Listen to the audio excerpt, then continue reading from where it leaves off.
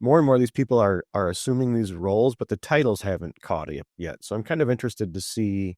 And it's not saying that these people's companies don't value them. Um, it is kind of, it's maybe it's a construction specific thing, like director of innovation and technology is a CTO. Okay, but I do think that eventually having the weight of that C-suite title, that C-suite name, will become important. On this week's show, MEP Innovation FOMO. If you weren't there, this is as close as you're gonna get.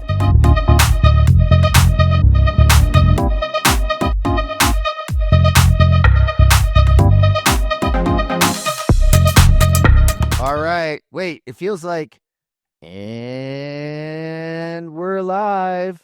That should be happening, but it's not. It's a crossover episode. It's a dork overload on the Contech crew. If you guys don't know, there's a lot of crossover between podcasts in this business, people in this business. Two of my favorite construction dorks, the construction dorks themselves, got together at MEP Innovation, and really combo of work and fun, right? Right, guys? So Trent, say hello. I'm sure we have a lot of common fans listening to this show as well as the Construction Dorks. There's obviously one massive staple that exists across both platforms, and that is the one and only Jeff Sample. But yeah, fresh off a really really productive and fun week out in LA. Yeah, it's always great when when all the like minds and all the old industry peers and friends can get together and have those in-person discussions. It's just seems like we never get enough of those. So it was a great week. Had a great time spending it with both of you guys, Travis and Jeff, and of course Jonathan and the rest of the. Yeah, he who shall not be named in the four square boxes that's not here today. Jonathan Marsh couldn't catch up because, well, he's got a lot of work to do out there. But don't worry, we got Travis Voss with us. Travis, what's up, man? Words that are stuck in my head now with all the intros is crisscross is going to make you jump. I was thinking the same thing. Jeff, you are the host with the most, right? You're keeping this all together, keeping us on track. Yeah, this would be, Innovation Conference, I always say, is my favorite conference of the year. Not to really slight any other ones, but it's my best friends, and then 700 of my other very close friends that we all get together.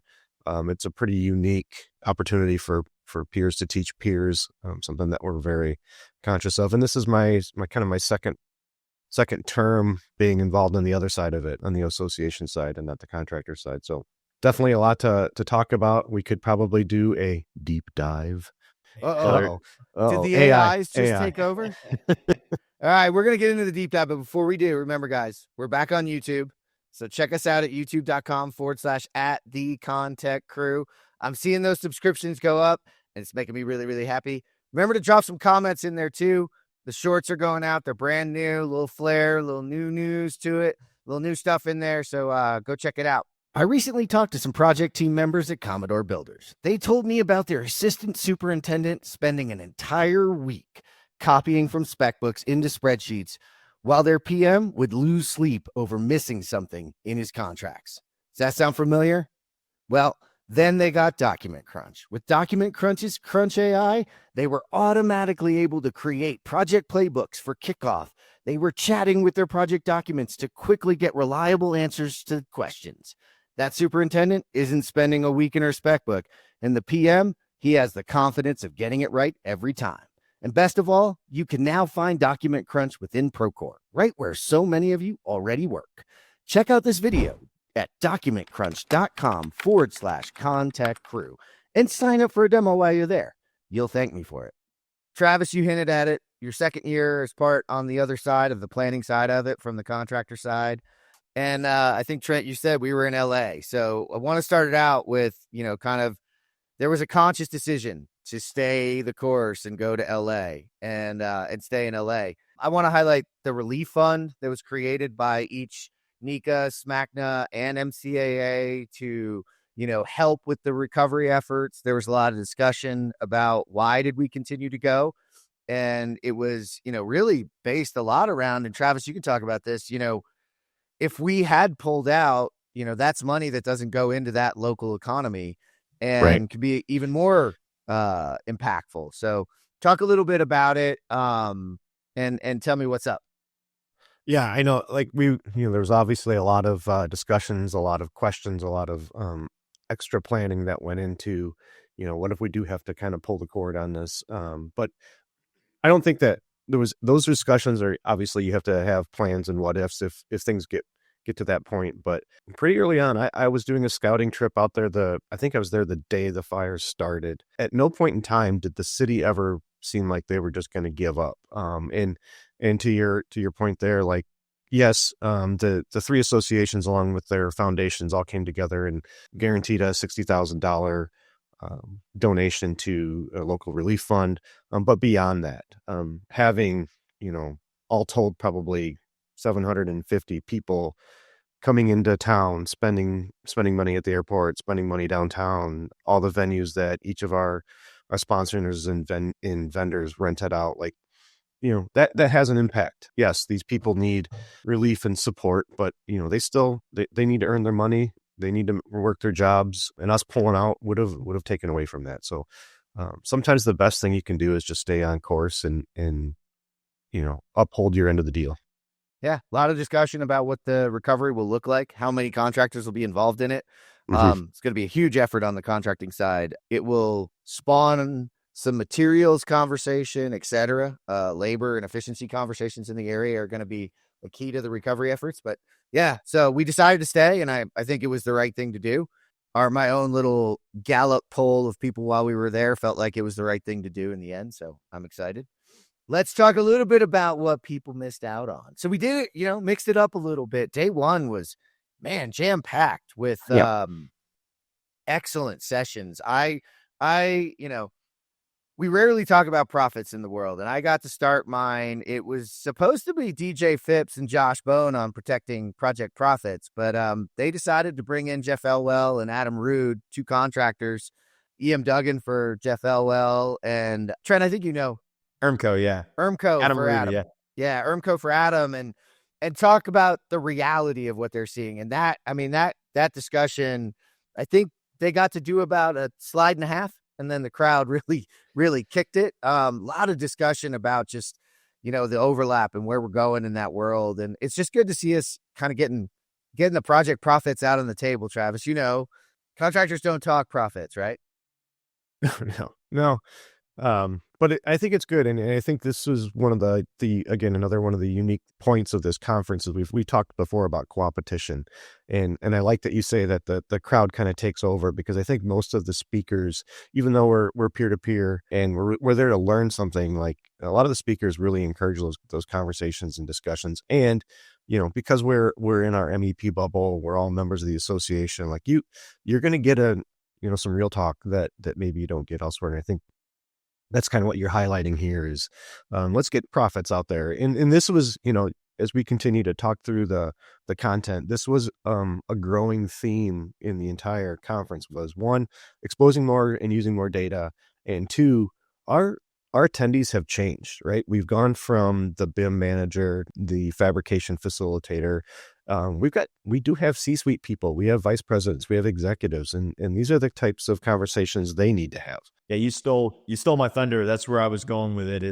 It's been really awesome to see that evolution. I mean, I think all three of us were a part of when it was MCAA, when it was the tech committee, Travis, you and I were both at one time on that committee, and we've seen this thing from the infancy, and you've seen the real growth.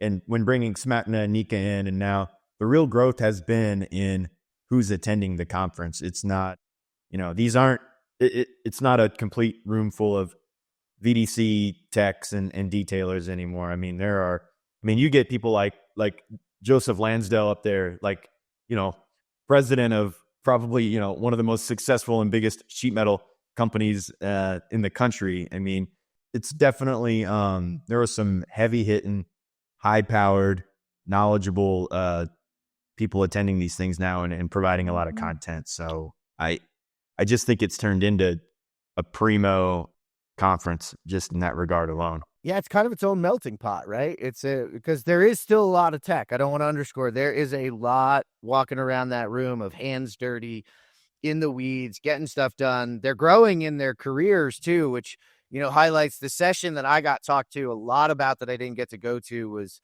career path mapping. Stephanie McShane from Maxim Consulting heard a lot of great feedback about that. And again, it fell right in line, Travis, with this whole, how are we building careers? We've been doing this for so long now that we are seeing our own peers transform and need new things.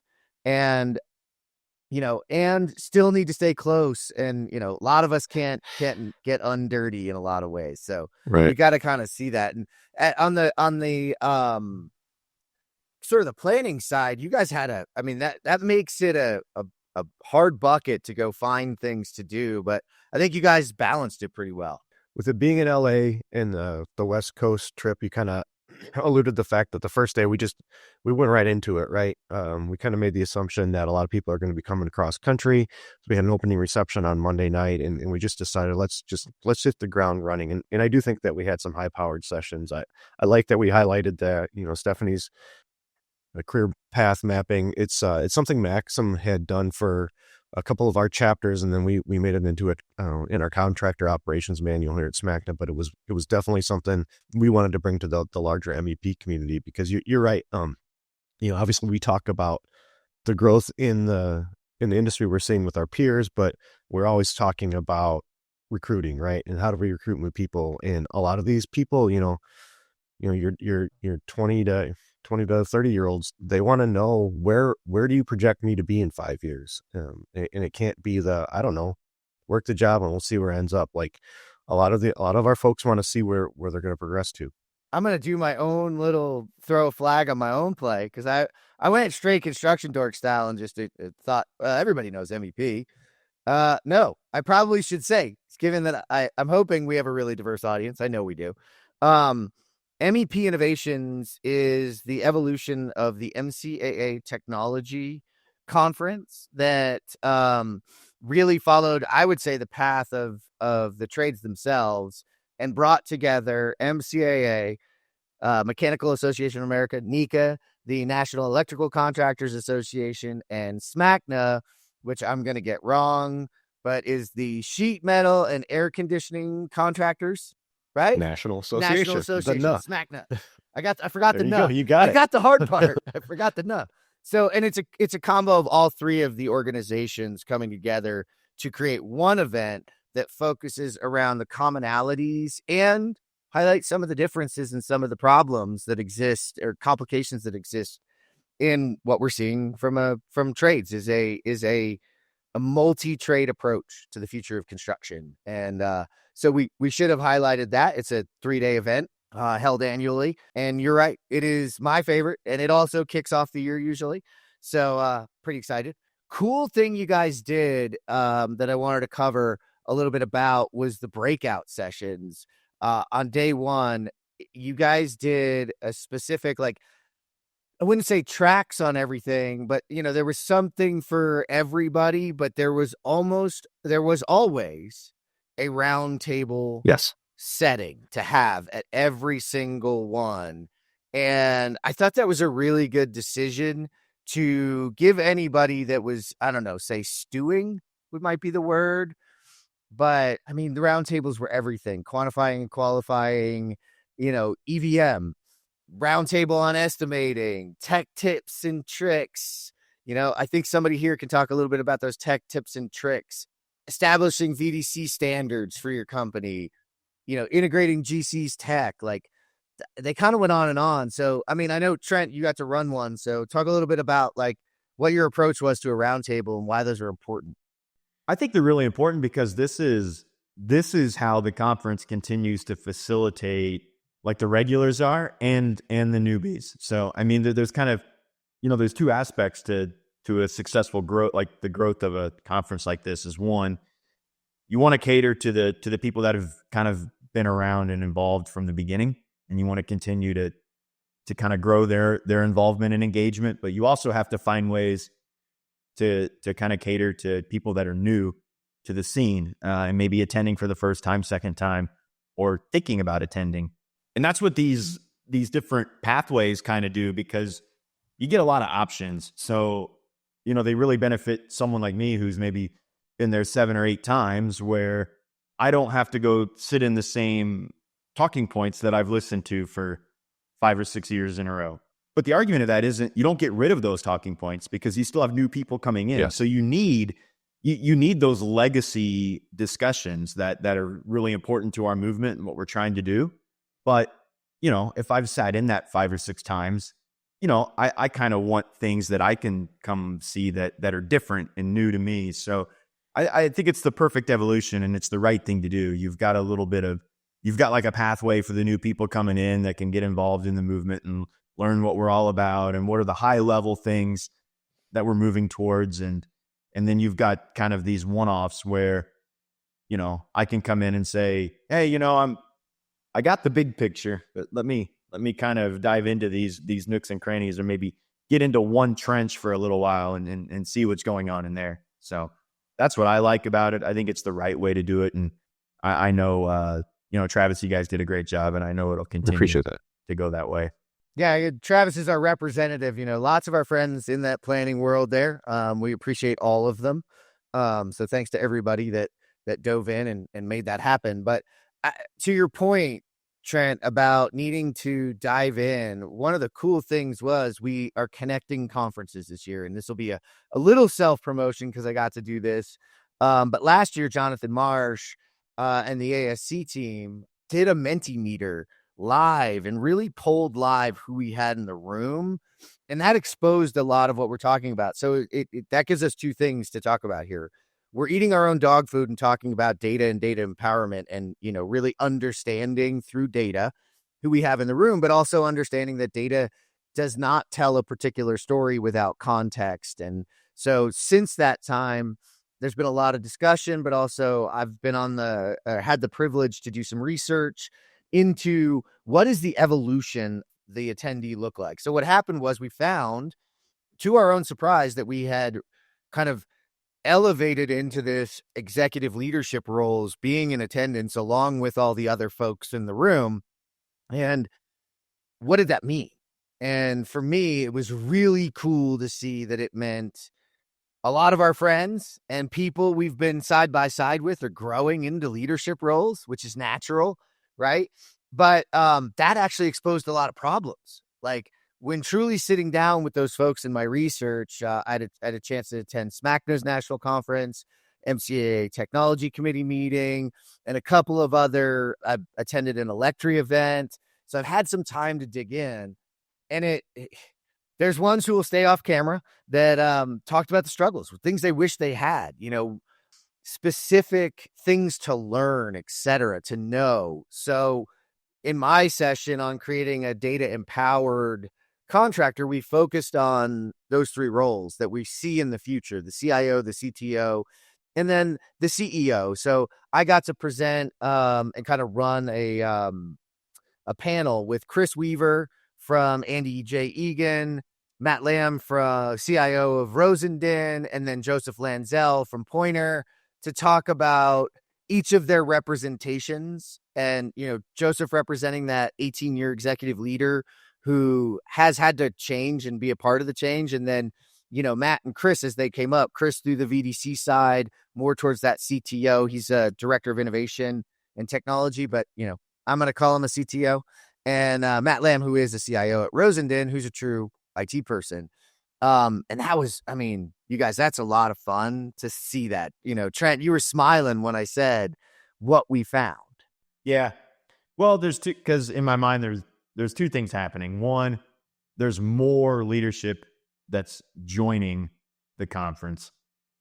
But 2, and the one that I noticed, because I get to look around and see all these peoples that I came up through, peers in this game, and look around and they're all, C-level, VP, presidents. These people are elevating. I can name a handful of people that I kind of came up at the same time with and collaborated with, and now I'm looking at them, and they're doing some big things.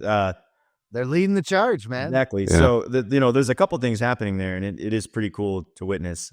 Yeah, just having to have a lot of those peers and friends that owning companies are really, really big into the leadership of these contractors now. Yeah, It it's cool is to kind see of them learn. interesting. I was going to tag on that. It is kind of interesting. And you pointed this out when you were talking about Chris, like more and more of these people are assuming these roles, but the titles haven't caught it yet. So I'm kind of interested to see, and it's not saying that these people's companies don't value them. And maybe it's a construction specific thing, like director of innovation and technology is a CTO. Okay. But I do think that eventually having the weight of that C-suite title, that C-suite name will become important.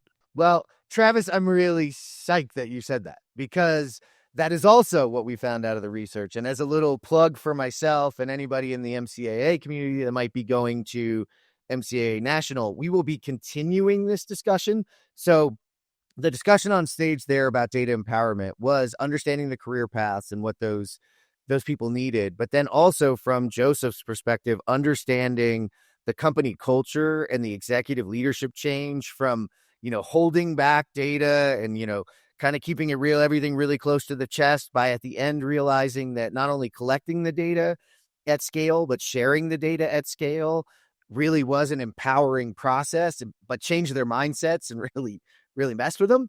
And to your point, Travis, like, I'm not blaming the construction industry. I'm actually just calling out that we're at an evolution state, right? We're transforming, and we're going to see the need. So the need here is, I'm going to go with Jeff Elwell and Will McManus. So Jeff Elwell, CTO for EM Duggan, and Will McManus, Vice President and CIO of DSI Dynamic Systems. And we're going to talk to the leadership there at MCAA about this transformation and about that empowerment from an understanding of what they need, but also what they need to start building. Because we believe that CIOs and CTOs on that C-suite team will be the future. And the industry just has to get there, right? Everybody wants us to be there, or it's some bad things. It's like on your technology adoption. When are we going to get to the end? You're not. Yeah. It's going to keep changing. And let's acknowledge that, we're in process. So that's why we're doing it. And I think what's cool that I saw in my qualitative research was that those companies are invested in those people, are trying to understand what each role means and then how to define it better in the future. And not to make this all about what I did there, because I want to continue it into data played a huge role, Travis, in what we saw. M&A too. Yeah, M&A. well, mergers and acquisitions has been a big one. We heard a lot about that on the undertones while we were there. But no, that data, when you talk about, the final session on day 2 was, data to action. This was a, Dodge Construction Network, Dodge Construction Network, right? Formerly Correct. Dodge Data, doing research and providing a phenomenal amount of information for us to comb through at some point, and really talking about the technology use in the industry. And so it was really cool to see eating the own dog food, so to speak. And it went to the final session was also a session on VDC benchmarking. So to kind of mirror, right, we're staying high and we're going low, right? That's really understanding benchmarking in VDC and understanding where everybody's time is going and where it should be going maybe in the future, and how it should be structured and what we should be looking at. So maybe talk a little bit about that data component, Travis. You mentioned last year with ASC and Amanda and Jonathan doing the live Menti poll. Those are always fun to see how the people there are polling. We did worked with Dodge this time to kind of flip it on the ear, and we did pre-conference survey, and they crunched the numbers. So obviously when you're doing this sort of research, it isn't so much to be like, if this, then that, but it's more like, we're seeing these trends, and then you start to, why? What are we thinking here? What's causing it? So it was really a really good job of Steve and Donna doing Steve doing a really, they've got a lot of really good overall construction industry data. And he took us through that wonderfully. And then kind of to your point about deep diving, then Donna came in and talked about the results of the survey that we saw in comparison to, what maybe is in our data that is driving what we're seeing in some of the construction. So I thought it was a really well done session. Some really good data that we've got there in our surveys, and then leapfrogging into that last general session during the discussion, the three foundations, New Horizons, Electri, and John G. Gentili Foundation. That one's hard for me to get out. Commissioned a study with the University of Washington about how we're really spending time in VDC, and that's that benchmarking. We hate to micromanage and nitpick our people, but just trying to understand what does a detailer really do in their day. Full disclosure, most contractors are, we're putting our hours where the bucket says they need to be, but how are we really spending our day? And then how can we follow up and use that data later to have better informed estimates on the way what we're going to perform our VDC work? Yeah. And where can we find holes? 10 different answers, guaranteed. Yeah. Yes. And where can we find holes? Where can we find opportunities for optimization of certain things? And if you don't expose it and you don't measure it, then you really can't adjust to it. And I think, that's one of the big ones. We should have said huge day one vendor and sort of expo hall fun. Cool to see, all our friends out there with all the cool toys, everything. Well, I did it there. All the cool tech that are really advancing the tools in our industry. There is some toys though. I mean, let's be honest. But those are actually becoming more and more the actual swag and not what they're getting you to take a look at. We saw some game was strong this year. What? The swag game was strong this year. Oh yeah, swag game was certainly strong. By the way, I am highly judgmental of your swag. So if you ever want your swag tested, I am here to, but you can, these two, Trent knows, I'm extremely brutal when it comes to. No wonder you don't get anything. Yeah. I do get things and I will wear them. But I'm brutal if they're not good. I mean, I'm going to call out, everybody, if you don't know, Trent works for Stratus. I got a lot of questions day one if I had some sort of announcement because I was wearing my Stratus quarter zip, which by the way, hands down so far in the last 6 months, my absolute favorite swag. So it gets worn to the gym a lot, and it was a little chillier in LA. So I was digging that. But yeah, I mean, huge vendor and exhibit hall. My highlight was I stumbled across the NSA. Travis, how did that, did they sneak in? No. Well, I mean, I think they're always there. No, I'm just kidding. Yeah. I mean, you didn't. Microphone's in your pocket, so it's not really.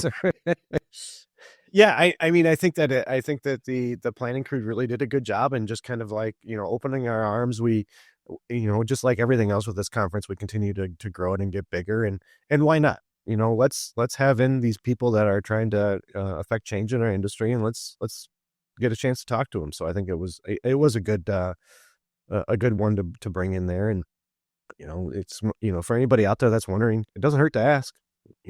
Reach out to one of us and ask, and maybe you'll have a booth. Yeah. And I encourage you to, because if you really want to get close and get feedback on what you're doing, it's a great place to do it. Just be ready. As Trent could tell you, both of us have been on that floor on that side of things, and you got to be ready. These are nitty gritty. They're going to ask you some of the tough questions, which was cool too. Cause Travis, that was something else you guys did, was these kind of what would you call the vendor sessions to the side? Like these cool work rooms. I mean, Trent, might not have been cool to you because I saw you working a lot. But yeah, that's cool, like a work room. That's what it's there for. So yeah, we had the opportunity this year with the hotel and just kind of the way we bought everything out to offer something a little bit different to our vendors this year, and we'd had these demo rooms. So you had the opportunity. I think that Trent, you were closer on that. You could either schedule a block or you guys just had kind of live running things. So, it's always a balance to make sure our vendors get time with the members, but that aren't interrupting sessions. So it seemed like a good way to not have the expo hall open for an entire week, but also allow our members to get some more one-on-one time with our vendors. Yeah. I think as a vendor too, you appreciate it because you put a QR code out there, you put something out there to kind of schedule time, and you've got a whole day blocked out with a private room to do this stuff. And it saves you the time. I don't have to have people on my team out there hunting down people that are interested or people that are like a qualified lead. So, it's really nice because they book the time. I mean, they want to be there. They want to know more. They're there voluntarily. So it's a good qualification for people to come into the room. And I think less effort even on the vendor side. So well done. And you don't have to have people out there hunting and pecking while there's sessions going on. People kind of get the right to choose, what do I want to do in That's my that's part. it's huge. That's what it is. And then to highlight your point a little bit more, one of the things I got from one of our vendors is I'd rather get 10 good leads out of a conversation than talk to 100 people on the expo hall, and you never know where those are going to go. So I do think that it gives that extra benefit of connecting people up. Yeah, and I've been on the other side of planning of a lot of these, and the feedback is always 50-50, right? I want less vendors and less of that, and I want more vendors and more hands-on and real tech. And you're like, well, how the heck do you balance that? Boom, here you go. You got your best of both worlds. So if you're looking next year and you want to get your hands on some tech, that's going to be a good one. But I wanted to wrap back. I didn't want to, Travis, let the Electri New Horizons, we're going to call it the JRGF. I'm just going to go for a new acronym, the JRGF. These are foundations, the 3 foundations that are backed by MCAA, NECA, and SMACNA, respectively, to do research. And just like this conference, I love a good Venn diagram. I mean, let's be honest. Who doesn't love a good Venn diagram? When you guys did the Venn diagram of your 3 organizations and where you're all doing research and where it overlaps and who it overlaps with, that really highlights that this is about advancing the industry in a way that makes sense. So, I mean, that was cool, man. Talk about, some of the things that might be going on that people should be looking out for. Our good friend Josh Bowen with Electri, they're doing a ton of work, and I think that each of the other 2 foundations are usually running 4 or 5 projects at a time. And then again, we have our joint projects, and I don't fully know everything yet, so it's really hard for me to comment on what it is. But one of the things I will call out and highlight is what I appreciate about these foundations, and you said it about the industry leadership. It is slightly different. So each of our organizations does fund our own research for our members, right?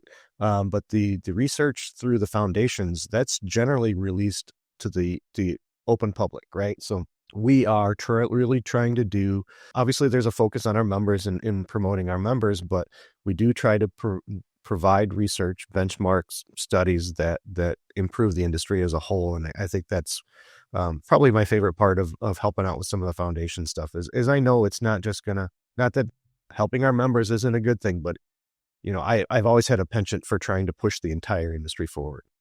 Yeah, no. And that is the cool thing to highlight about those 3 is that most of what they do is provided free. All you have to do is sign up. Josh says this all the time. I got really familiar with it during COVID, working in the trades, and Electri did a real quick, and they came to the rescue of a lot of trade contractors to understand the impacts on productivity, especially when you're talking about, how many people could be close to each other, looking at, access to the site, looking at how many people could be on a lift, etc. Like, that's really hard to do. And these foundations can do it and do it really well. And they're providing it to the rest of the industry because, listen, they want to invite you in too, right? Like it's the best marketing is to show the value of your organization. And I think these 3 foundations highlight the value of the organizations they represent. So it's really, really cool. Listen, Trent, to anybody who's thinking about this thing for next year, what are your thoughts to get them to think about it? And what did it give you anything to think about yourself for this upcoming year? If you're somebody out there in the mechanical, electrical, plumbing space, in the contracting world, and you're involved in any way, shape, or form in technology, innovation, which even to say that anymore could be freaking any position in the organization. So I don't even really know if I can funnel that anymore. But I would just say if you're someone who's in those positions and you're somebody that's listening to the Contech crew or the construction dorks, clearly you have an interest in the industry and where it's going. You enough to dedicate your time to listen to a bunch of people like us talk about this kind of stuff. So you must have an inkling for it. And, if that's what you enjoy and you want to move your company forward, you want to move yourself forward. Like I said, I have grown up in this industry with people that now wear president and other things on their tie. And I'm talking that's happened in 13 years. Like this isn't something that's Yeah. been over a whole career, right? It's not your 40-year career and you're just finally That's right. seeing it. Yeah, it's 13 If years. that's you, get involved. Get to this thing. I mean, I can't say enough what this whole passion and what this movement has done for me, what it's done for Jeff, Travis, John, if he was here, would say the same thing. I mean, holy crap. 18-year-old Trent would have never imagined where he's at today, and I still don't even know where I'm going to be in the end. I think it's going to be, it's just crazy. So get involved. If you want to move forward personally and help your company, this is a way to do it. Travis, what about from the association planning side of things? What are you thinking, my man? Well, I'm just excited. I'll definitely start plugging next year. Next year is the same time frame, that last week of January. I don't know the dates off, probably 28th through the 31st, something like that. We'll be in Austin, Texas. There'll probably be a tour. We didn't even get to highlight that here yet. We did 2 tours in LA to IBEW and a Smart JATC. Those were very well received. Those are really impressive places. We'll probably continue with the tour mindset. We're going to continue to work on, how do we best plan the schedule so everybody gets a little bit of everything that they want all the time. So whether it's workshops at the end, workshops at the beginning, do we cram that first day with breakouts again? Well, to pull on Trent's point a little bit more, reach out to us if you want to be involved. Part of the joys of putting this together is we have contractors approaching this with like, hey, I've got this idea, and we'll just be like, yep, that's a session. Let's go. Sometimes they don't like it when I tell them that, but they get through the session and then they thank me later. So I'm with you. And we didn't highlight the tours. Unfortunately, I did not get to go this year. I have gone in the past. This year, my session was like really too close. So they don't appreciate that when you're we don't want on the big you to stage not show up for your presentation. But the workshops as well. I did the workshops. I did my own workshop on Friday on innovation and sort of developing your culture of innovation and looking at personality types. And there was one for everything, really throwing that play into the last day. Because by day 3, it's so serious. You've done so much and you really need to like kind of unwind a little bit. So ours was unleashing innovation. There was an executive leadership. There was a build a bot. There was a managing change, and there was a corporate AI strategy, like covering it all, man. It was, with the tours and then going to see it live. If you feel like you missed out on this one, that feeling is real. You missed out. So if you weren't there this year and you're thinking you might want to, you should get there next year. And if you've been going and you think something was missing, then put your hat in the ring and talk to reach out to your organization to talk and provide that opportunity, because we need those speakers. We need that new content. Yeah. Like, and so one of the things you realize when you come to this side is, in the past, I was a contractor. I would submit my proposal and I'd show up and present, and that's really all I thought about. It's all I had to worry about. But, we're 4 days away from business days away from when we wrap the conference, and we're already talking about next year. So reach out to your association side or me personally, whatever. We're starting to plan. Yeah. And also check out the Construction Dorks, because I get to have a lot of fun with these two guys and Jonathan Marsh on our other show. So just check out constructiondorks.com. Follow us on, YouTube, Spotify, Apple, just like you do this one. You'll get a good back and forth. You'll get a little different view. So thanks, guys, for jumping on and recapping with me today. Thanks for having me. Yeah, appreciate it. It's been fun. Always a pleasure. That's right. If you feel weird, you're supposed to, because that was a dual entry that I just created. It's a mashup between the Contech crew and the Construction Dorks. If you didn't listen to our MEP recap, you need to tune back in to Tuesday's episode. But we're here today to talk about a little bit of the news. This is the cool part of the conference. This is where the Construction Dorks was founded. At the bar, afterwards, amped up, whether you were excited about what somebody said or you vehemently wanted to argue with it. And, when somebody drops something big on you, like, I don't know, $500 billion into building data centers, like, I mean, how many conversations did you have around that? We covered that on the news. If you don't know what it is, go back to last week's news. But, lots of topics of conversation around the water cooler. around the watering holes and the different events at MEP Innovation. And so I thought, why not? Let's have Travis sit down with us from the Dorks and talk a little bit about it. Jonathan, you're here with us in spirit. He was busy today, so it's just us, but I'm really excited, man, to kind of sit down, talk some news, and tie it back to what we talked about at MEP Innovation. So, Travis, why don't you start us off? What do you got? Sure. And I was going to comment too. I don't know any contractors that like to argue. I haven't heard any arguments at the bar over any of these topics. No, none of us has been asked to cool down a little bit, or is there something bad going on? It's very, at least nobody's asked their conversation counterpart to go step outside. That hasn't happened yet. It's very militaresque too. It's usually an argument of like who has it worse. You know? Yeah, like the race to the bottom. Yeah. No, you think yours is the worst? No, mine's the worst. You think your day's bad?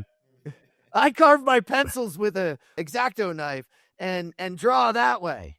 I've started to expand my dive. I'm going to keep using that dive word. But the construction dive usually does a pretty good job of giving us some highlights and some bullet points and news. So I went ahead and subscribed to the facilities dive, which is another offshoot publication of theirs. And they had a nice little, like a 3-minute read article on the new confirmed Department of Energy Secretary, Chris Wright. He's a CEO. He was with Liberty Energy.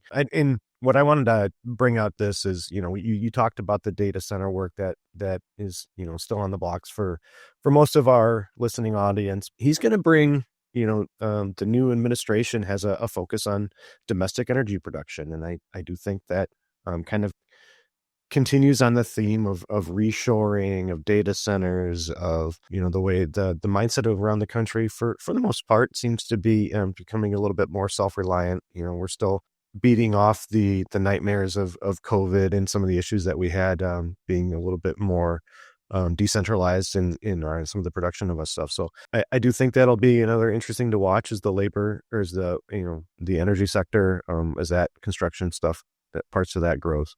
Yeah, I mean, you can't look at the data center expansion. Probably everybody listening can look in their pocketbooks on their electrical bills the last couple of years. And then I'm going to be honest, look around at climate change. And so it's real. It's great to see a commitment to production, to innovation, to looking at new and alternative clean ways. And when I say clean, there's so many areas for that. And it kind of mirrors what, we were talking about in MP Innovation. The Department of Energy is actually investing in a lot of the laboratories and things that they're looking at. Because let's be honest, I mean, every time we're building something, we got to power it, right? And, if you listen to Josh Bone and a lot of the folks at NECA, he's at Electric, but at the NECA folks as well, you'll hear them harping on everything is getting more and more electrified.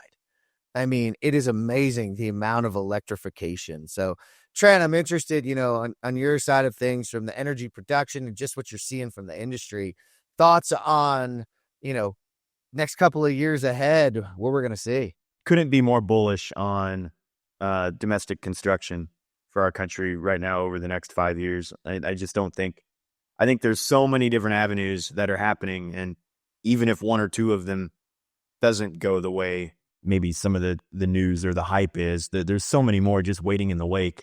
The one that's a little wishy-washy is the data center thing. People, that gets wishy-washy a little bit, but energy is not. I don't think there's any way around the fact that energy production has to increase. It has to increase more than we even can plan to increase it. So I feel like it's basically an open door to as much money as we can feasibly put at it will get done, just because even without all the data center work, we still have to have it. Congressionally, in DC, a lot of talks on nuclear. It seems like nuclear is back, back until it's not, but I think it's a good thing. We're going down that avenue again. And I don't know how many times we've talked about it, Jeff and Travis, we message all the time, just so bullish on it. I'll preface that never, no investment advice given, but you remember when we were talking about when the DeepSeek thing came out, and you look at like the big publicly traded MEP guys like Comfort Systems and MCOR took a like 20 and 25% hit in one day, respectively. Once again, no investment advice, but I was all over that. You mean you're going to give me a discount to companies that can't even fulfill their own backlog. I mean, it's crazy. So, and then it came out that DeepSeek was likely lying about the cost to get. No one ever lies. Exactly. No. As we get taken down. Super bullish in it, bullish with my own money and pocketbook even. So I just think there are big things coming. That's huge. You hit on a couple of things there too, like nuclear at a new scale. We're seeing Google, we're seeing Microsoft kind of pledge to look into and try to build their own small nuclear reactors to power their own data centers and to push their own. Because I mean, financially, gosh, as the cost of electricity goes up, the cost of compute goes up, everything goes up. So, Could be a interestingly, revenue source too. I mean, what's the, what happens when these companies aren't at their peak consumption? They can sell that back to the grid or back to the grid. So I think it's an additional revenue source for a lot of these companies, and rather than putting the burden of the bill in the traditional sense on the taxpayer or anything, I think you can look at these really wealthy tech companies can build these power plants and possibly use them for their own monetary advantage, but also can sell the energy back to the country, back to the people when it's not needed. So that's interesting because that begs into there has been some advancements in code and code writing on the AI side to lower the compute power needed, which lowers the heating, and which reduces the amount of need for cooling, which we have a problem with too. So lots to be done there. Travis, finish that off for us, and then I'm really interested in your next one too. We're talking about the energy and everything, and I did kind of have a thought like, well, what happens if they do finally perfect quantum computing? But even then, the compute energy probably goes down. But those things have to be near 0 Kelvin. So you're spending a lot of money just keeping them cold now. So I still think there's going to be a lot of energy use, even if they do crack that quantum code. I agree. Now, this next one's interesting, man. Talk about it a little bit, but what I want the audience to hear is what you did to do this article. Sure. So I did go a little bit non-conventional with my next article. So next week, February 10th through the 12th, I will be in Orlando, Florida for the AHR Expo. I just kind of wanted to say to myself, and this is something I'll start doing to these events that I'm going to, I went into ChatGPT and I just started asking it questions. What are the highlights of the HR Expo? What should I be looking forward to? And I went back and forth. I did share this link out. So if Jeff puts this out with the show notes, you should have access to it. There is a session. I made sure it highlighted the session. Jeff Parks and Sean O'Hare from SmackDown will be doing a session on kind of an introduction to the sheet metal industry and what sorts of things that SmackDown members can provide, and what are the benefits of being a SmackDown member. There's some duct construction standards discussions and whatnot that they'll put in there. But the things that ChatGPT came back as highlights focus on emphasis on decarbonization and sustainability. Easy for me to say. This is big thing for our contractors right now. There's always changes around different refrigerants and what we have to do to manage those. Heat pumps and energy efficiency, artificial intelligence and smart controls. This AI thing doesn't seem to be going away. And then they have a massive expo, a lot of vendors there to go check out, in plenty of education sessions. So like I said, this was just a different way for me to kind of digest a program that I'm about to go to. And I thought it was a kind of a neat way to use it as a news article on the show of things that I'm looking for out of AHR. Yeah, it was really cool, man. Like, it's a great way to plan. As you go into these things, it's hard to know what you want. And if you know prompting, you can then really push on the prompting and ask it, specific things about, oh, you highlighted, like we just had a deep dive on innovations in data center cooling is one of the highlights. Well, okay, dig into that. Where and when are the sessions?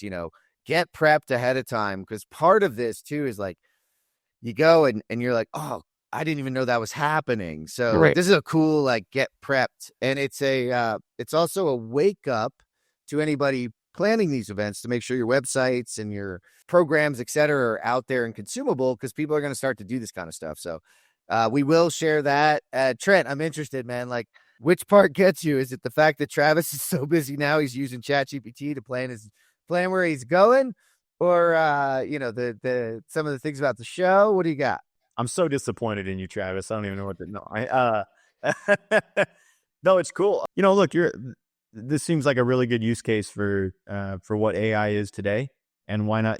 I think so many times the focus is, can it give me an answer to my questions? Where now you're kind of looking at it as in the realm of, can it help me generate the questions I need to have for the real people when I get to, so that's kind of an interesting spin on it, because I still think people have the best answers. But yeah, it's an interesting use case to maybe get those right and left boundaries for you to go into something new and help you come out of it with the best answers to the best questions possible. Yeah. We were talking about MEP innovation and the news. We didn't highlight it on the recap show, but our buddy Jake Olson had a unique presentation and kickoff to day 2 right before my session. So it was nice that he warmed the crowd up. Normally you got to get a crowd warmed up. And well, Jake Olson's really good at that. And we announced, thanks to the team at Stratus, the $32 million investment on last week's show, or a couple weeks ago show. But Jake was up there to talk a little bit, Trent, about what might be coming from that 32 million. So talk a little bit about what Stratus was highlighting there. Really appreciate you getting that out there. A couple weeks ago was big news, posting about our Series B fundraise. A lot of hard work went into that moment, and the team's really excited. There's a lot of hard work left to do now, different pressures, but it's kind of one of those situations where some of the roadblocks and some of the excuses no longer apply. So, the company can now get to a point of better innovation, bringing those useful and rich features back to the clients that are trusting us with their money and for their productivity. So we're really excited about it. Look for resource expansion, personnel increases, things like that, but also really getting back to the innovative feature enhancement that was the core of Stratus for so long, bringing those new ideas and those new workflow solutions to the clients that partnered with us very early. Through the grace of what we've done and through them, most of them still with us and still innovating alongside of us. And, it's been a really good push, and this is only going to allow it to go higher. And one of the ones that's finishing up now is it's a beta that's out, and we're calling it Big Data is the name of it. And it's just a more streamlined way of accessing all these millions and millions of lines of data that our customers over the past 6-7 years have brought into Stratus, and data that's even been generated inside of Stratus. We're now spinning up a separate Azure SQL database for each of these customers that they can pick and choose the data points they want. And we're replicating that in its own SQL that you can query and use. Gets rid of some of the complexities of the massive database that we have inside of Mongo for the rest of the data and for every customer. So it's really going to let them direct query things into BI, merge data from other data sources. A lot of those things are really going to open up now, and it's pretty cool. We just no better way than to kick off all these years of success with the ability to do that, because of all the data that we just have in our platform now. I mean, we're talking about, what does an assembly look like to a contractor A or B or this? And, we had a discussion the other day where we were just like, if anything needed to be trained on how to assemble or I don't think anyone out there has more assembly data than Stratus does. I challenge, we've got millions of them. So it's pretty cool. It starts to get a little more eye-opening, look for big things to happen over the coming years, and a really big inflection point for us. That's the, and it's a huge inflection point. It's something that, we've got a lot of technology companies that go through this process, right? You go early money, innovative, you're jumping up the stairs quick and you're running up the stairs. And then all of a sudden you got to turn around and build a company.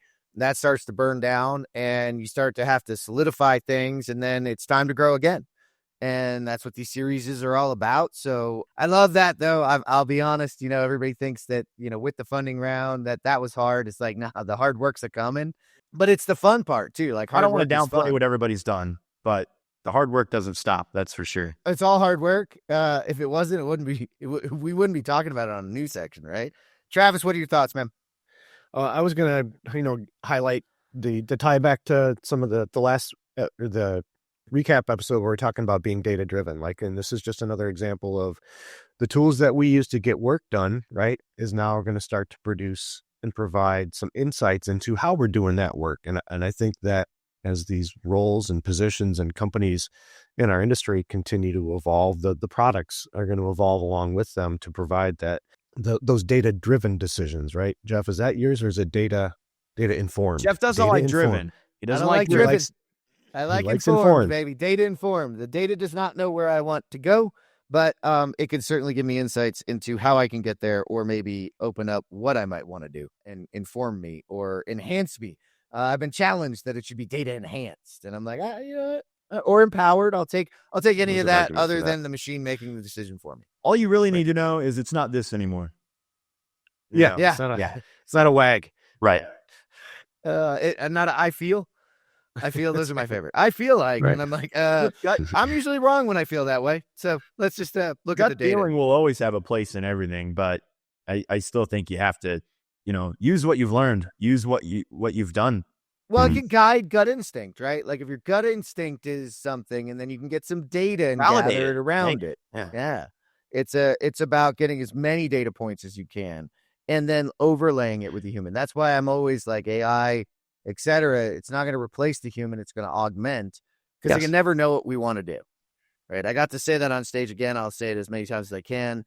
The self-driving car will drive itself, but it will never tell me where I want to go, because it just doesn't know what I want to do right now. It won't replace the human. It'll just eliminate it. No, I'm just kidding. If you want to hear that from Trent, you can go over to the Construction Dorks. We allow that over. All right. We didn't talk enough AI, so I'm going to bring it. And this came to me last night from Tanis Laviniak, who, as you know, is one of the co-hosts here on the show. I'm not going to tell you what was in the text other than this link that said on TechCrunch. So this came from TechCrunch. Google removes pledge to not use AI for weapons from the website. That brings up a lot. By my previous statement. See Trent's previous statement. But it actually, it's reorganizing where it's putting things and how it's articulating it. And it's going more on about responsible AI, aligning with companies, governments, and organizations, and sharing values to create an AI that protects people, promotes global growth, and supports national security. A lot of words. Mitigate unintended or harmful outcomes and avoid unfair bias. There's a lot of nuance in this, and them removing it and rephrasing it. Words are important, so them removing it is worth the attention. But I jokingly said back, surveillors will surveil the people surveilling us. So we don't know who's looking. And maybe that plays into a role of, hey, Google's actually going to build its own tools to make sure and protect us from surveillance that goes past what it should be. Because currently there's a lot of nation states out there doing a lot of scary things. And I also think this allows them to participate maybe with the government in certain ways. And so there's nuance here. And I couldn't think of two better people to drop that can of worms and say, go. Boy, you've got the two, don't you? Yeah, I do. Travis, where's my tinfoil hat? I want to start with you as you put on your tinfoil hat. What brainwaves are you trying to protect here? The first thing that came to my mind is that I chuckled when they removed the do no evil from their company charter as well. Weapons don't mean only offensive, right? A weapon is a defensive weapon as well. There's always arguments how defense turns to offense, but let's just put it in that mindset. And that was kind of, I think, where you were leading to, Jeff, is this does, open in words are important in legal matters. So if they do start getting involved in defensive, weaponry and infrastructure, the world, maybe they can't come back on legally or whatever, however they're doing this, especially probably for their shareholders. So that's where my mind kind of went with that, is let's give them the benefit of the doubt for now that it's more of a defensive, because you're right. The world is full of bad actors, whether they're state sponsored or not. And we're in the type of environment that we have to defend ourselves against that. What was the full context around the word weapon? Can you repeat that for me? So that's the interesting part about how you define it. So they removed their statement that pledges to not use AI for weapons from website. So Google removed a pledge to not build AI for weapons or surveillance from its website. They've changed it now. Its applications will not pursue certain things. They'll be responsible AI. We believe that companies, governments, and organizations sharing these values should work together to create AI that protects people, promotes global growth, and supports national security. Yeah. So this seems like a legal play to me. I think they've probably got a legal team that, I mean, you could argue that slander could be a weapon against monetization, or, I mean, I don't know where it would end, but this seems like probably legal advice on their end would be one guess. Probably have a legal team that says, hey, as we advance this stuff, we don't really know how all of our clients are going to use this product. And if they do use it to develop something that divests somebody of this, that could be considered a weapon by definition. I mean, so there could be a lot of legal speak in there. The slightly more tinfoily response could be that they've been approached for a government contract on something, and the board of directors wants that revenue, and this is step one to allow them to pursue that. So those are probably two of my best guesses without the answer is I it's don't probably want a to little get too, column you have A, to a little listen to the column B. construction dorks. If I know Jeff will get angry if I go too tinfoil on this, but the logical part of me thinks one of those two is probably a decent avenue of what's really happening there. I won't get mad. I'll just say you gave it all away. Make them go over to the dorks and listen to us over there. Maybe we'll have to hear more. Yeah, go over there. We'll hear more. We'll have like a deep dive. Deep dive. Uh-oh. Cuts into my soul every time. I know. I do it just to make Trent cringe. I'm going to segue us because that brought me to an article released by a recent guest on the show, Usman Shuja, at Fast Company, talking about, can we prevent AI from repeating social media's big mistakes?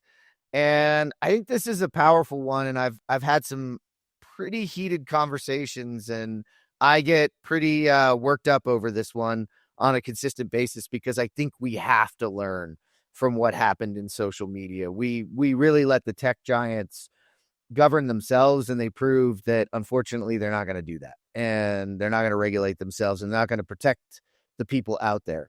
It's up to the people to protect the people. And so this really talks about the emphasis in learning from that unregulated social media growth in this new era, because this new era, especially right now, what I focus on is the misinformation and the bias and algorithms that can be created. Since people have a tendency to trust so much, especially look at the amount of false information and the number of, I'm going to say it, anti-science, anti-climate change, flat earthers, etc., that exist because of the massive amounts of data that are false on the internet.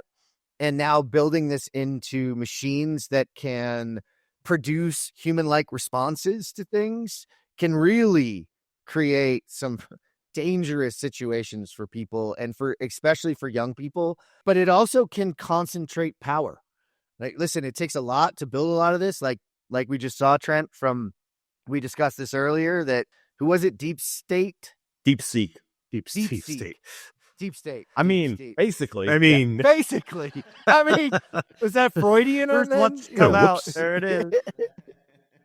That, they kind of lied about how much money it takes. It takes a lot of money to build these. And in fact, we've seen early players disappear because of that. And that could create a concentration of power in the wrong area. There's ethical dilemmas. There's bias in all code. That's not to single out AI as some uniquely biased thing. There's bias in all code. And the idea behind it is to understand that and work its way out of it. I actually think AI done correctly has a chance to do that at a level we've never seen. I think it has a chance to defeat the misinformation if used correctly. But I think we got to come together and put on the big pants and, our suits and our ties maybe, and maybe take the ties off. But yeah, I'm not a big tie guy. But and have the harder conversations around this. So I thought it'd be fun to follow that up. I also love that Usman is now in our in the construction tech world. He came from outside of it. And to see him run Bluebeam now, he's the CEO of Bluebeam, a Nemetschek company. He actually just stepped up onto the board of Nemetschek as well. I just saw that announcement recently. So take a look. Just to have somebody in our world that can get out in a fast company and have these global conversations is really interesting. So I'm interested, Travis, on your sort of take on this one. We've talked a bit about it. The hard part for me that I want to make sure we don't lose the free speech aspect. I agree with you that there is a lot of bad actors that can do a lot of bad things. And by the way, the Earth's not flat. I mean, really? With real regulation, anything like this, it is a balancing act, right? Because you don't always want the complete and total free for all, but you don't want to suppress voices or innovations or anything like that would come out of any of these platforms. So it is important to kind of look, the good and the bad out of it. And you kind of have to then right size your regulations and your approach to regulations. AI, I think, has a part in that because it is just a tool and it just kind of does what you tell it. So if you feed it a lot of bad stuff, it's going to report back bad stuff. Yes. So I'm very careful about it, but I'm also not just, Wild West, do whatever. So I like that they're thinking about it anyway. Yeah, Trent, I'm interested in you, and I will go back to that libertarian piece there, Travis. People have got to take ownership of this a little bit. Remember that you have to seek the middle and understand that this AI, these algorithms are only perpetuating our behavior. They're accelerating it, but keep in mind that it's accelerating the way we've behaved before these came around. So people have really got to own this on themselves a little bit more. I mean, way before these social media algorithms existed, we've had a very polarized public that would be, well, I only watch CNN or I only watch Fox News, or this divide has been there. And it's because people find themselves drawn to the extremes and they don't seek the middle. And then when these algorithms come around, their behavior is only training these things to just perpetuate what they've already done. So has the tech accelerated it? Absolutely. Did it actually create this human behavior? No. I mean, so we need a little ownership here. I think people need to understand that they kind of did this to themselves. Maybe there's been some gasoline thrown on the fire that was already there. But yeah, I have a hard time blaming the tech companies fully for what's happening here. Well, I will say read Aristotle, but also read The Anxious Generation, because there is a correlation between the anxious generation, the rise in anxiety, statistically across the world at the incorporation and creation of social media. It was an accelerant, but not an accelerant. It was a tool that was weaponized in a way against younger ones. So, Travis, to go back to the libertarian piece, right? I'm very libertarian myself, and it's about hurting people in public versus doing things to yourself in private and understanding the balance between those two. To me, this is where this sits in that line. We have to protect the youth. We have to protect misinformation. And Trent, we can't seek the middle. I wish we could. I hope we can. And I hope the algorithms can actually start to bring that by posing in other alternative ideas, or at least. Well, they can't be ad-based. Ad-based is going to double down. No, I meant they got to add. No, they can add in, as you're researching and asking it questions, can it be producing I can't sell you a winter coat if you live in Texas, right? Right. So. But it can tell you these, it can bring these ideas. It can bring us more towards the middle, but it's got to be regulated and we got to protect certain groups. And to me, that's the important part. But I also see this like unfortunate in our world kick the can down the road. And we did that with social media. And now we have this anxious generation. And what will the next one look like? I don't know. But I certainly, if we don't learn from that, then we're insane. And that's the definition, right? So we're going to give you more to think about. Maybe we'll even do an episode over on the dorks and connect it. Sounds like a fun one. Yeah. I feel like especially we had Jonathan to this one. It's going to get real nerdy. To our missed friend, Jonathan, we miss you, buddy. I hope we represented you. You're probably yelling at the screen right now of your car. So drive safe as you drive down the road and yell at us. Trent, Travis, thanks for sitting down. And it was awesome seeing you guys last week. And just love to be a part of the dorks and love to have the dorks over on the crew. Maybe we'll keep doing this a little more often. No, thanks a lot. Hello to all the crew listeners out there. Come check us out, constructiondorks.com. Yeah, it's been fun. That's right. He's even starting to plug. So thank you for tuning in today to geek out for the construction technology news of the week with the Construction Dorks. To read all our news stories, learn about our guests, and to listen to this show, visit thecontechcrew.com. This is the Contech Crew signing out. Until next time, enjoy the ride and geek out.